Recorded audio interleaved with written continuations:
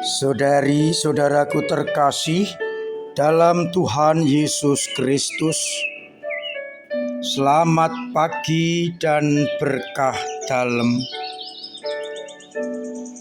Kita berjumpa kembali dalam renungan harian kita, Kamis 22 Juni 2023. Bacaan untuk titik permenungan kita dasarkan pada bacaan Injil Misa Harian hari ini, Matius bab 6 ayat 7 sampai 15. Yesus mengungkapkan dua hal, yakni bagaimana cara kita berdoa. Jangan bertele-tele, tetapi berdoa dengan menutup pintu dan terus berkomunikasi dengan Bapa yang tersembunyi. Dan kita yang kedua diberi contoh doa yang berkenan kepada Allah, yakni doa Bapa kami.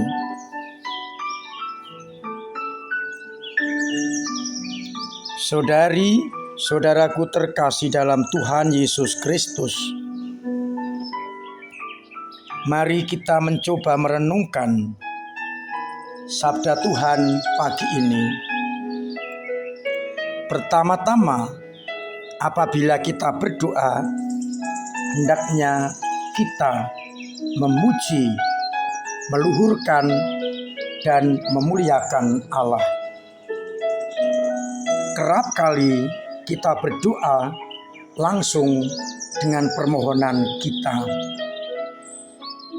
Kita diajak pertama-tama dalam doa dan komunikasi kita dengan Allah, meluhurkan, memuliakan nama Tuhan. Nanti kita bisa bertanya dan mengecek, kalau kita doa spontan, apakah kita pertama-tama sudah meluhurkan, memuliakan, dan menguduskan nama Tuhan? Ataukah kita masih seperti biasa, langsung mencoba memohon kepada Allah?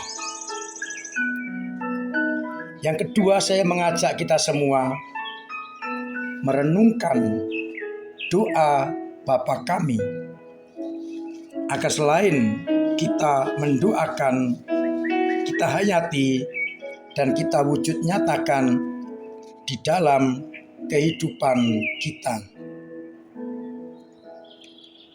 Kita awali doa Bapa kami. Bapa kami yang ada di surga. Siapa yang ada di surga? Ialah Bapa kita semua. Bapa kami jamak, berarti kita semua adalah anak-anak Allah. Sebagai anak-anak Allah, seperti dalam keluarga, hendaknya kita bersikap sebagai saudara. Pertanyaan permenungan kita, sudahkah kita menjadikan orang lain sebagai saudara, sehingga ada cinta kasih, ada kesatuan, ada pengampunan, dan seterusnya?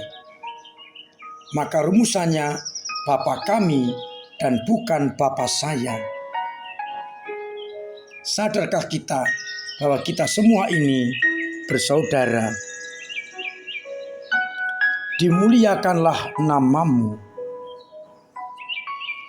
Kita ingin agar nama Bapa dimuliakan.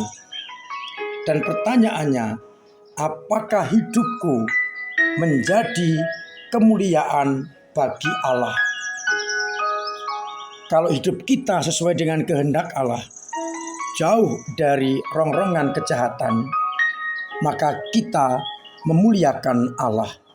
Sebaliknya, kalau hidup kita ini kacau balau, korupsi, penuh kejahatan, maka nama Allah tidak kita muliakan. Justru sebaliknya, nama Allah kita jatuhkan dengan tindakan-tindakan kita. Maka sadari, apakah hidupku senantiasa menjadi kemuliaan bagi Allah. Datanglah kerajaanmu. Saya lebih senang memakai bahasa Jawa Kanjeng Romo untuk menggambarkan datangnya kerajaan Allah. Dalam bahasa Jawa Romo Kawulo dikatakan kraton dalem mugi rawuh, datanglah kerajaanmu.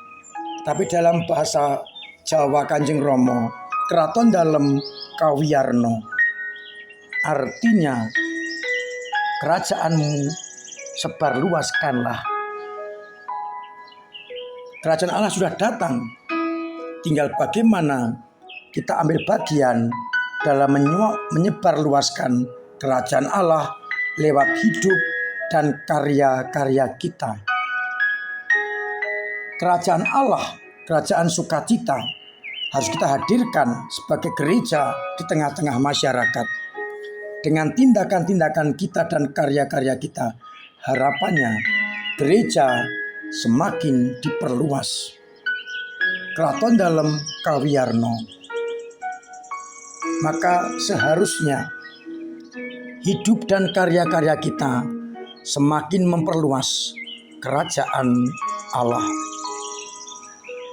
Berikutnya, jadilah kehendakmu di atas bumi seperti dalam surga.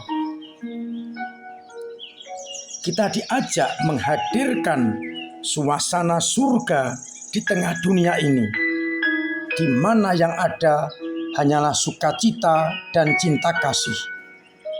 Namun kita tahu di tengah dunia ini penuh dengan macam-macam kedagingan dan egoisme yang akhirnya membuat kehendak Allah tidak terjadi di atas muka bumi. Maka kita bertanya, apakah hidup dan karya-karyaku sudah menjadikan bumi ini seperti suasana surgawi? Setelah kita memuji, memuliakan Allah, barulah kita memohon kepada Tuhan. Permohonan pertama adalah soal rezeki. Berilah kami hari ini makanan yang secukupnya. Kita diajak untuk berbela rasa dengan orang lain dengan meminta rezeki yang secukupnya untuk hari ini. Kalau kelebihan, kita bagi kepada orang lain. Pendek kata, kita tidak hidup tamak, namun peduli dan perhatian kepada sesama. Selanjutnya adalah soal pengampunan. Kita diajak saling mengampuni agar kita pun juga diampuni oleh Allah.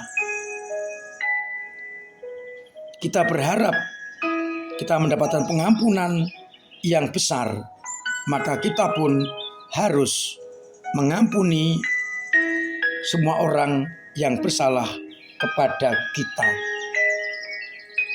Semangat pengampunan harus kita tumbuh nyatakan, dan oleh karena itu kita bisa berdoa dengan sebaik-baiknya. Ampunilah kesalahan kami seperti kami pun mengampuni yang bersalah kepada kami. Dan janganlah membawa kami ke dalam pencobaan. Kita ini manusia lemah, sering kali kalah dengan pencobaan. Maka kita mohon agar tidak dimasukkan ke dalam pencobaan, agar kita tetap setia pada panggilan kita sebagai anak-anak Allah. dan kita mohon agar dibebaskan dari segala yang jahat. Kalau kita mampu untuk berdoa Bapa kami dengan merenungkan isinya, saya yakin doa-doa kita akan terwujud di dalam hidup yang konkret. Semoga dengan demikian akhirnya kita berdoa bukan hafalan, tapi kita menghayati kalimat per kalimat untuk kita wujud nyatakan dalam hidup yang konkret. Tuhan memberkati kita sekalian. Amin. Marilah kita berdoa. Bapa yang penuh kasih, kami bersyukur karena Engkau mengajarkan kepada kami doa yang indah dan bagaimana kami berdoa, bagaimana kami wujudkan doa itu dalam hidup setiap hari. Maka mampukanlah kami berdoa dari hati dan bukan dari kepala, agar akhirnya doa itu benar-benar kami hidupi sebagai anak-anak-Mu. Kuatkan iman umat yang lemah dan dorong mereka untuk berdoa seperti yang Engkau ajarkan dengan penuh perhatian, penuh pengertian, dan penuh dengan isi. Bantulah umat-Mu yang sakit, semoga Kau sembuhkan. Mereka yang punya beban berat Engkau ringankan. Mereka yang punya persoalan Engkau urai, agar akhirnya mereka mengalami cinta kasih-Mu. Untuk itu ya Bapa, sertai kami dengan berkat-Mu sendiri, Bapa dan Putra dan Roh Kudus. Amin.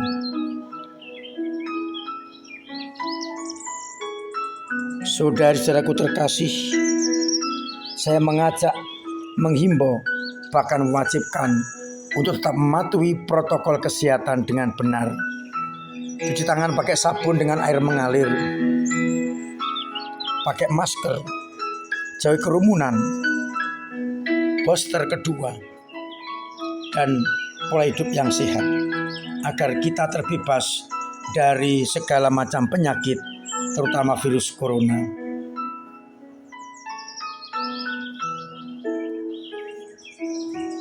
Saya terus mengucapkan terima kasih atas banyaknya kesempatan panjenengan ambil bagian dalam karya perutusan, dan juga atas banyaknya kelompok-kelompok di paroki kita.